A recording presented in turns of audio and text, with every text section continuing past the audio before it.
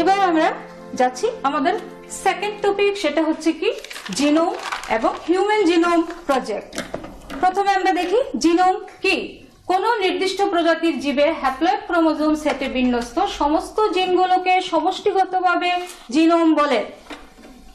তাহলে একটা ডিপ্লয়েড জীব, তার জিনোম আমরা কিভাবে জানতে পারবো? যদি তার হ্যাপ্লয়েড ক্রোমোজোম সেট আমরা বিশ্লেষণ করি তাহলে তার জিনোম জানা যায়। প্রোক্যারিওটিক কোষের ব্যাকটেরিয়াতে তার জিনোম কোথায় পাওয়া যায়? ব্যাকটেরিয়া যে চক্রাকার দ্বিতন্ত্রী ডিএনএ থাকে তার মধ্যে। ইউক্যারিওটিক কোষে রৈখিক ডিএনএ থাকে, দ্বিতন্ত্রী ডিএনএ যেটা থাকে কোথায়? নিউক্লিয়াসে। আর থাকে যারা শালক সংশ্লেষকারী উদ্ভিদ তাদের বেলায় ক্লোরোপ্লাস্টে।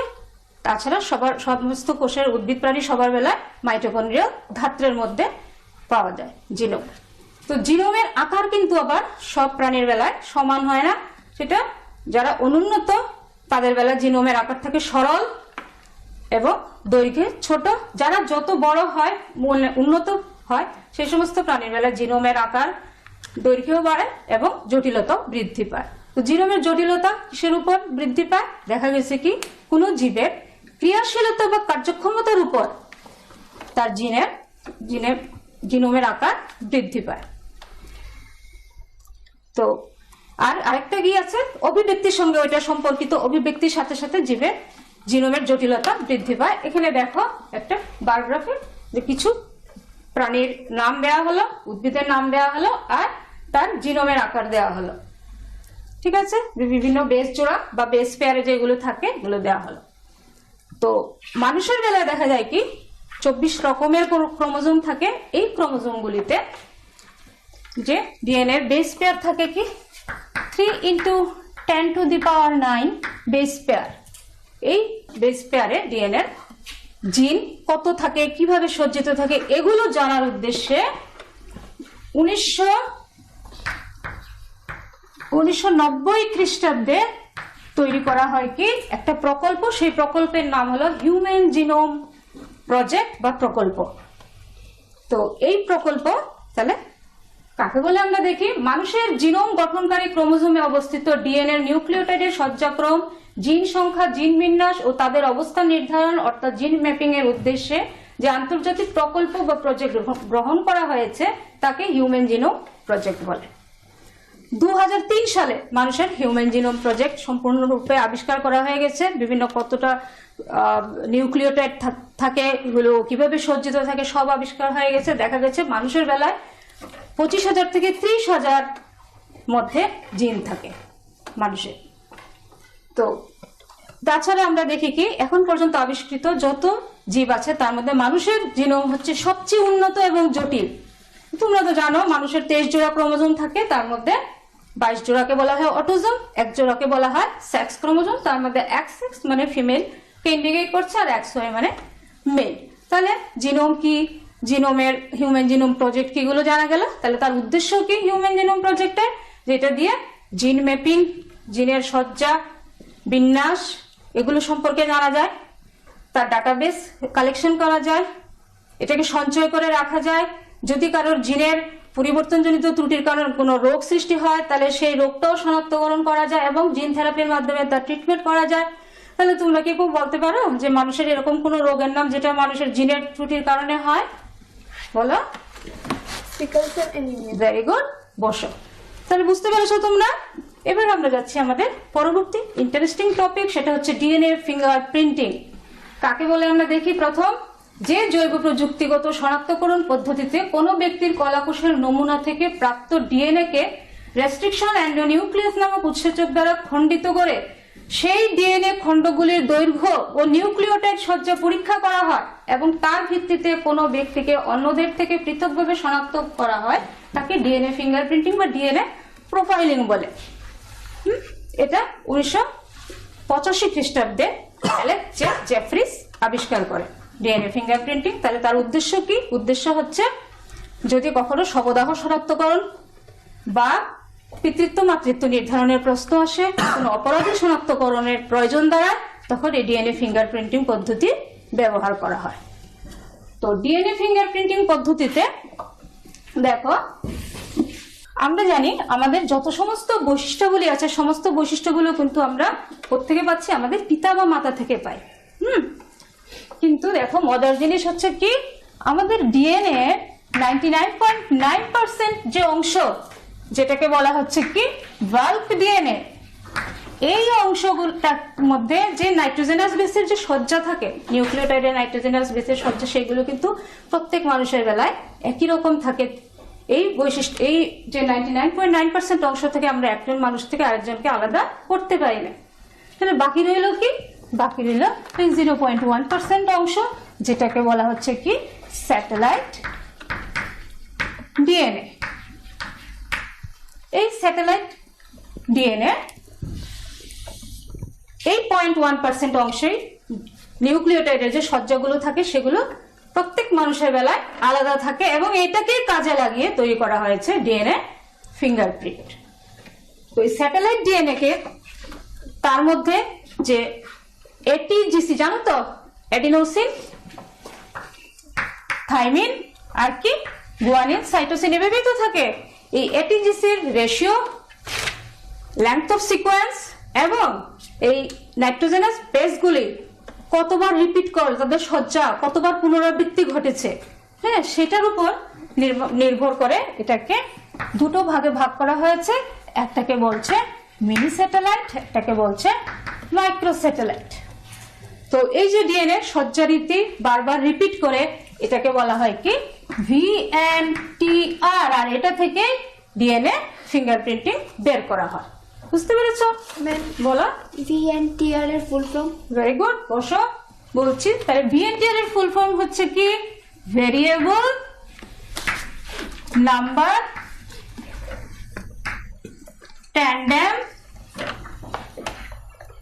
রিপিটস। ঠিক আছে, লিখে নাও।